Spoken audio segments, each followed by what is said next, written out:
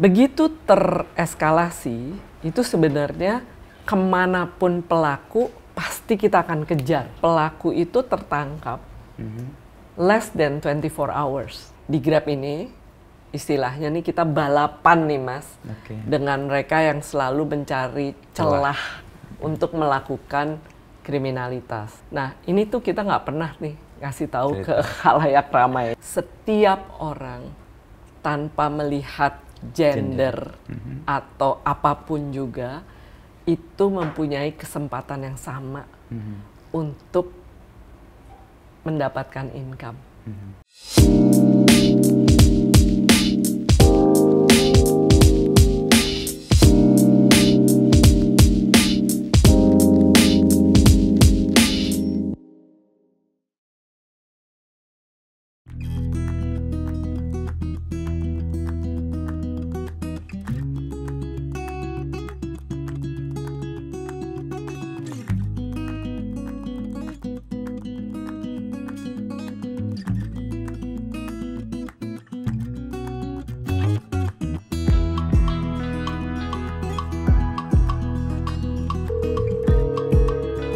Halo Mbak Neneng, apa kabar?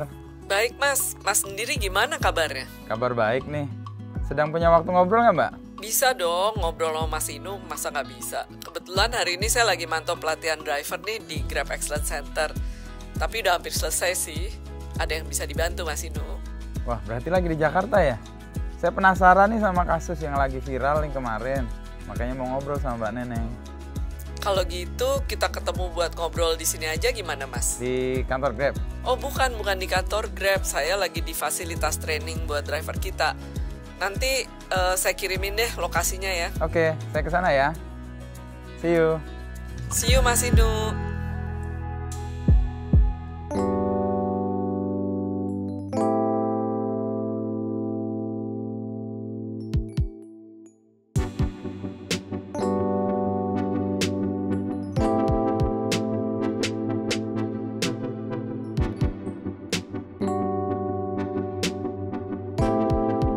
Selamat sore Pak Wisnu dengan Adi dari GrabCar. Silakan Pak, mobil sudah siap.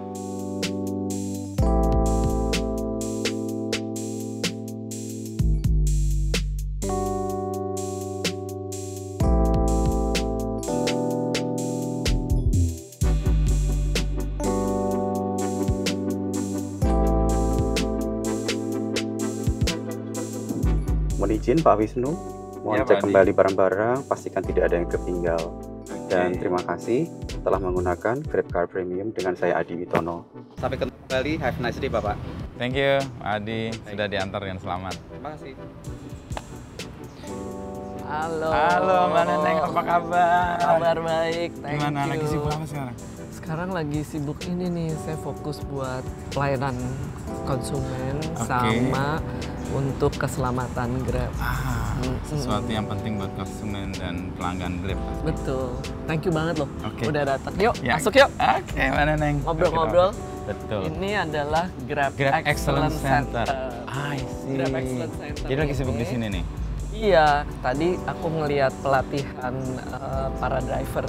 Karena ini adalah salah satu tempat pelatihan driver yang face to face. Oke, Gitu. jadi dapat pengalaman langsung, experience langsung Iya. ya.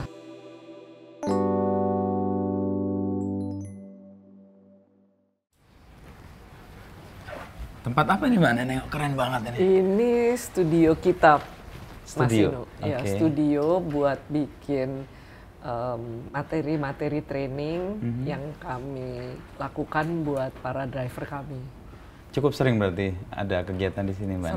Sering banget. Jadi baik untuk pembuatan training online maupun juga untuk training yang face to face. Tadi kan pasti dulu lihat di bawah tadi ada ya. banyak.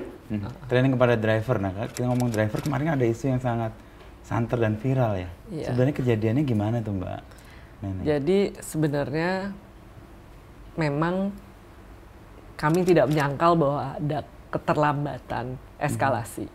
Jadi dari hati yang paling dalam, saya sebagai wakil dari manajemen mohon maaf baik kepada korban maupun kepada konsumen Grab yang merasa dikecewakan.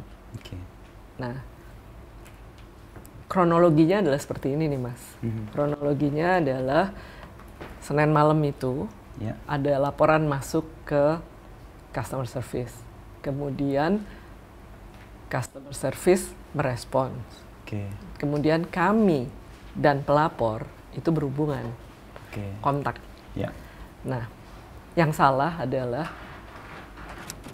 baru 22 jam kemudian Setelah kontak itu, pelapor baru dikontak lagi. Ada jeda yang cukup panjang ya. Itu unacceptable. Dan itu sekali lagi saya mohon maaf baik kepada korban maupun kepada semua konsumen Grab yang kecewa. Nah, padahal SOP kami itu, Mas Inu, setelah ada laporan polisi, itu harusnya less than, jadi kurang dari 3 jam, itu kami harus mengontak pelapor. Itu adalah SOP kami. Nah, begitu tereskalasi, itu sebenarnya kemanapun pelaku pasti kita akan kejar. Nah, tapi yang paling berhak lapor polisi itu kan sebenarnya korban, Mas. Dan yang berhak menangkap itu adalah polisi. Kami tidak bisa menangkap. Nah, setelah pada kejadian ini pelaku itu tertangkap less than 24 hours. Jadi kurang dari 24 jam itu pelaku bisa ditangkap. Dan itu memang betul-betul hasil kerjasama antara Grab dengan pihak kepolisian dari Polrestabes Jakarta Barat. Nah, kami itu menurunkan Satgas, Satuan Tugas Khusus, dengan menggunakan teknologi, kami melacak di mana keberadaan pelaku.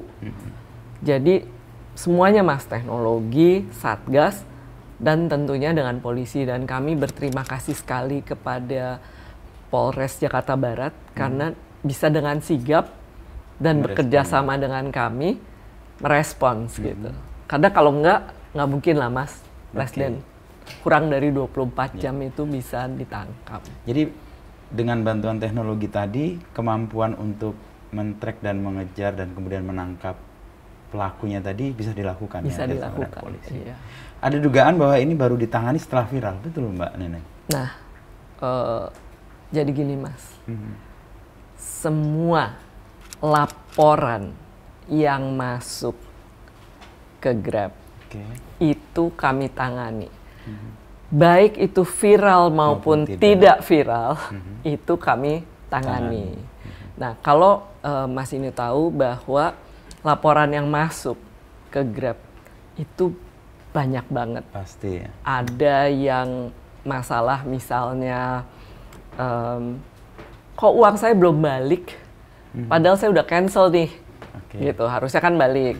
Atau juga ada yang curian. Bukan kecurian, ketinggalan di mobil, barang di mobil, common banget itu kan. Nah, terus ada juga hal-hal yang sebenarnya tidak terjadi tapi dilaporkan. Itu banyak juga. Ada juga verifikasinya repot juga. Nah, itu makanya. Jadi kalau dikatakan, oh kalau baru viral, baru ditangani. Ya enggak, karena gini.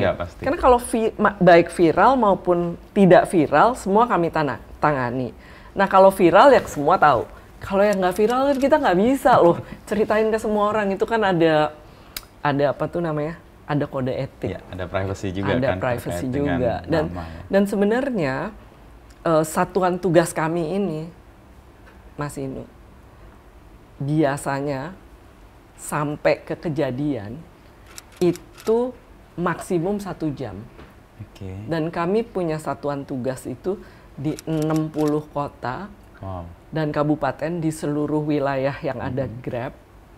Nah, ini tuh kita nggak pernah nih ngasih tahu ke khalayak ramai. Jadi dengan SOP yang sama semua, dengan standar SOP semua, standar operasionalnya semua sama. Jadi mereka akan langsung ke kejadian less than 1 jam. Contohnya, Mas Inu tahu, karena viral juga waktu kemarin tabrakan di tol lingkar luar dalam kota gitu kan. Itu dalam waktu setengah jam, Satgas itu langsung ke sana dan kami tangani, kami bawa korbannya ke rumah sakit, drivernya juga, dan semuanya kami tangani segera gitu. Itu bentuk tanggung jawab yang diberikan Grab kepada pengguna ya? Pada pengguna, maupun kepada driver. Kalau drivernya yang kecelakaan, itu juga Satgasnya datengin driver. Oke, kalau penanganan yang dilakukan oleh Grab ketika kejadian kemarin cukup viral dan kemudian ada perasaan bahwa memang agak terlambat menangani, apa yang kemudian dilakukan oleh Grab, Mbak Neneng? Jadi pertama-tama kan kami waktu itu berjanji bahwa semua kami perbaiki. Yang pertama adalah staf yang menangani itu kami bebas tugaskan. Oke, ada efek jerahnya ya? Efek jerah lah. Salah, karena biar bagaimana itu salah, gitu kan. Yang kedua, SOP-nya kami review semua dan kami perbaiki lagi. Supaya tidak ada ruang. Supaya tidak ada ruang, karena itu terus-terusan kami lihat, kami review, kami perbaiki. Dan tentunya ini kami perbaiki, kemudian kami training semua, semuanya kami training lagi, dan semua harus refresh training supaya nggak salah lagi, gitu kan.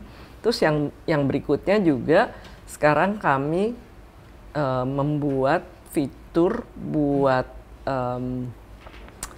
yang in charge dan manajernya supaya kalau lebih dari 1,5 jam dia belum handle itu ada notifikasi ke atas. Jadi ada yang mengingatkan terus gitu. Karena mungkin lagi ngantuk jam 12 malam karena itu operasi 24 jam. Operasinya kan 24 jam. Jadi yang seperti itu kita benar-benar perhatikan, Mas. Jadi ruang yang kemudian didapat dari peristiwa ini sebenarnya di dalam sebenarnya kesempatan untuk melakukan perbaikan terus-menerus ya, Mbak Neneng ya. Betul. Dan perbaikan itu tidak hanya SOP kan, Mas. Ada juga dengan menggunakan teknologi, apalagi yang harus kami lakukan. Gimana caranya supaya juga dengan teknologi itu kemungkinannya terus diperkecil. Gitu. Upaya untuk mencegah adanya ruang entah kejahatan atau ketidakamanan bagi pengguna dengan teknologi bisa diminimalkan. Bisa diminimalkan. Lalu untuk upaya yang kemudian dilakukan bersama-sama dengan tim ya di Grab gitu, bersama driver, dan tempat ini kan menjadi kayak senternya ya, Mbak Neneng. Bisa diceritakan apa yang kemudian dilakukan untuk tadi kan ada refreshment untuk semua driver lagi kepada pengguna dan juga dari lingkaran di dalamnya sendiri juga, Mbak Neneng. Apa yang kemudian dilakukan? Jadi gini, Mas, kami biar bagaimanapun juga driver, merchant semua itu kan manusia. Manusia itu kompleks kan, Mas. Persis. Jadi training adalah satu hal, tapi yang kami lakukan juga adalah kami melakukan tes psikologi buat para driver. Karena itu berkala dari awal atau ada berkala? Berkala, Mas. Berkala. Dan setiap kali diperbaiki. Jadi yang pertama adalah tes psikologi itu face to face. Karena kan ada tes psikologi online. Enggak, yang ini face to face. Untuk lebih utuh mengenali ya. Dan dalam perjalanannya terus kami tingkatkan.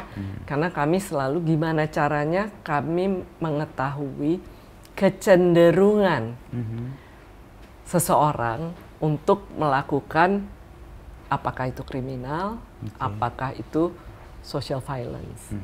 Jadi ini kami lakukan, dan kejadian ini kemarin juga kami membuat kami untuk nge-push lebih banyak lagi driver-driver itu di tes psikologi dengan metode yang lebih baru. Oke, Ya. untuk bisa mencegah atau mengantisipasi kalau ada Untuk ruang. bisa mengantisipasi. Sehingga gini, kalau ada kecenderungan ya, trennya bisa dilihat gitu itu kami akan memastikan bahwa si individu itu harus mengikuti training face to face. Itu yang pertama. Yang kedua, kami juga memastikan kami monitor dengan seksama individu-individu yang kami lihat ada kecenderungan berdasarkan tes psikologi. Kan bisa false positif juga kan Pak. Jadi kami tidak menjudge mereka, tapi kami mengantisipasi sehingga mereka memperkecil ruang dan mereka di training. Karena berdasarkan riset dan experience kami, yang mengikuti training face to face untuk keselamatan itu kecenderungannya berkurang. Itu semua pakai research dan pakai data. Ya. Itu yang pertama. Yang kedua adalah kami berkolaborasi dengan Fakultas Psikologi UI untuk terus mendevelop tes-tes seperti ini, tes psikologi. Kan sesuatu yang baru pasti kan buat ilmu juga kan. Dan sebenarnya karena kami juga banyak data kan. Jadi diuntungkan juga sebenarnya Fakultas Psikologinya. Sama-sama senang lah gitu. Karena ini sesuatu at the end of the day buat seluruh masyarakat Indonesia kan Mas. Betul. Karena mayoritas menggunakan layanan dari Grab ini. Betul. Betul. Mbak Neneng, dengan segala respon dan tahapan-tahapan yang dilakukan tadi, apakah itu bisa menjamin kejadian serupa nggak terulang di waktu yang akan datang? Nah, sebelum saya menjawab pertanyaan Mas Ido yang ini, saya mau menambahkan sesuatu mengenai yang tes psikologi face to face tadi. Yang database tadi membentuk sesuatu yang kita dapat poinnya. Betul. Nah, yang melakukan tes psikologi face to face di ride hailing industry itu hanya Grab. Itu yang pertama. Yang kedua adalah sudah puluhan ribu driver yang kami tes psikologi itu dan dalam waktu dekat akan mencapai ratusan ribu. Nah, ini membuktikan kan Mas bahwa kita benar-benar serius loh untuk masalah keamanan dari baik pengguna maupun dari drivernya. Jadi kedua belah pihak selalu kami pikirkan. Dan dengan itu semua, apakah tadi pertanyaan saya, apakah bisa menjamin ini tidak akan terjadi waktu yang akan datang? Sebenarnya yang saya bisa jamin Mas, itu adalah kami selalu akan memastikan bahwa teknologi untuk safety di Grab itu adalah yang paling advance. Dan saya juga akan berjanji bahwa apapun itu, kami tidak akan pernah menutup-nutupi kalau ada kasus apapun. Makanya kita ngobrol kan, nggak ditutup-tutupin. Tapi kami pastikan bahwa teknologi kami itu adalah selalu yang paling advance buat keselamatan baik pengguna maupun driver. Gitu. Nah, dengan langkah yang dilakukan, lalu melihat apa yang sudah terjadi gitu ya, apa rencana jangka panjang dibuat oleh Grab ke depan? Sebenarnya gini Mas, untuk yang kami lakukan dengan teknologi itu ada beberapa hal. Yang pertama adalah kami membuat yang namanya Audio Protect. Audio Protect. Audio Protect itu adalah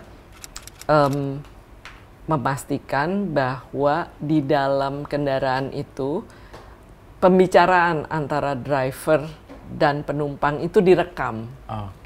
Tadi Audio Protect dan Mas Inu waktu naik Grab Premium tadi melihat nggak ada pertanyaan, karena itu adalah konsen dari penumpang bahwa apakah oke untuk direkam, gitu kan. Jadi kami memastikan bahwa ada konsen dari penumpang, ada konsen dari driver untuk supaya merekam pembicaraan.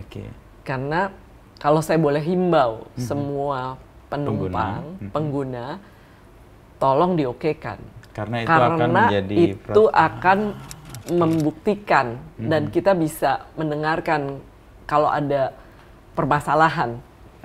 Gitu. Seperti contoh yang tadi saya contohkan kepada Mas Inu tuh tadi yang katanya sexual violence, padahal ternyata hanya emosi kekesalan karena dikatakan kenapa masih pakai cash, sekarang zamannya udah cashless.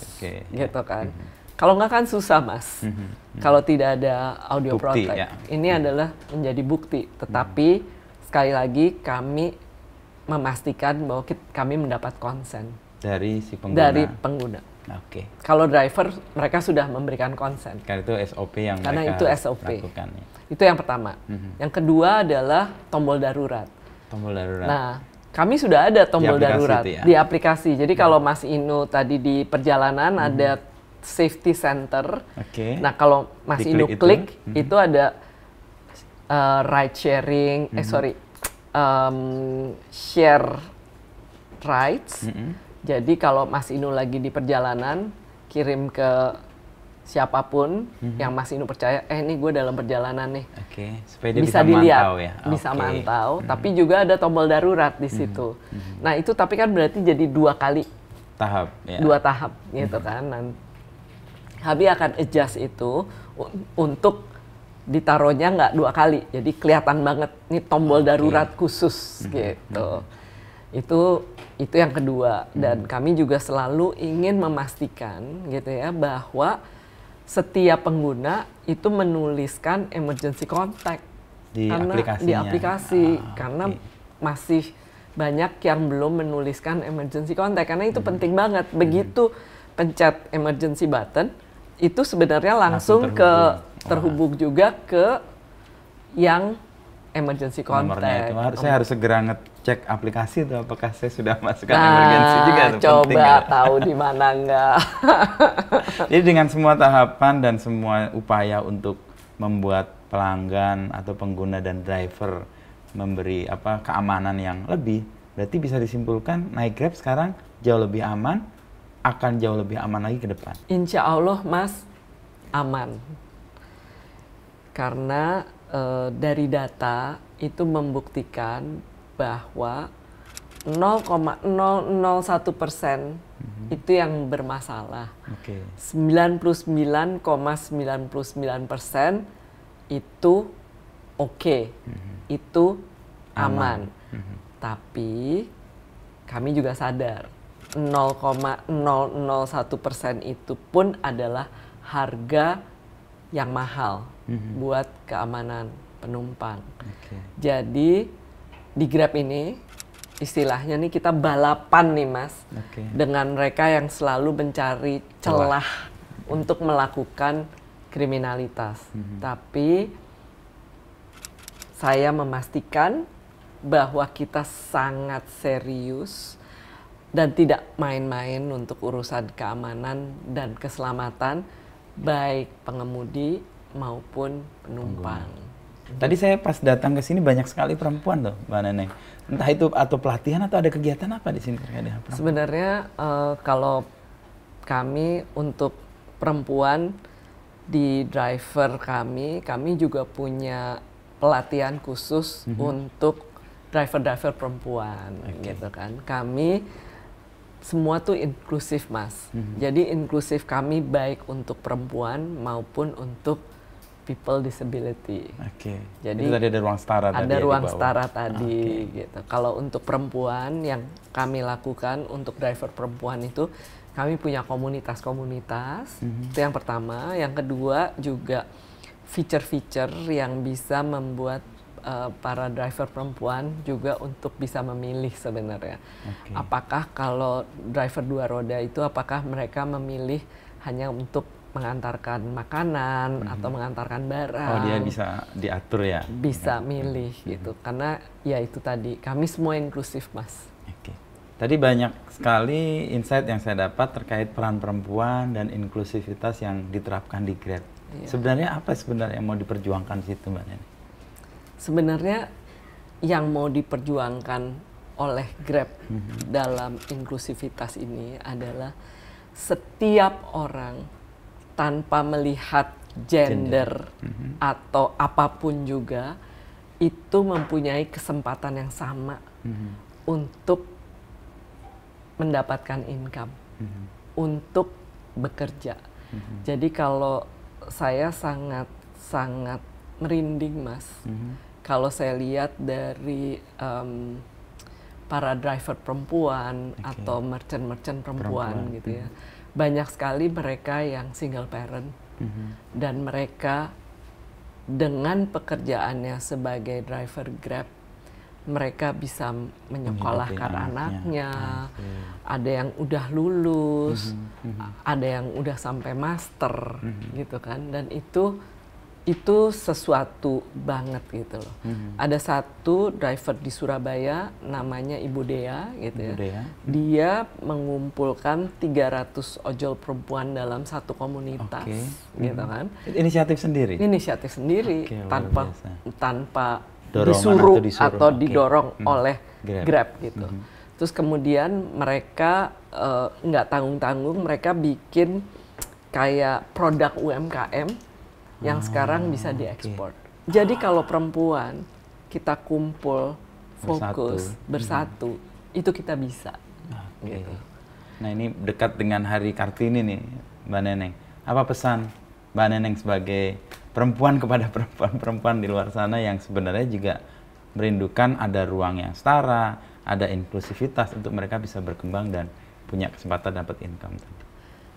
Semua perempuan, saya percaya semua perempuan itu kuat dan mampu untuk menjalani perannya di segala peran, gitu.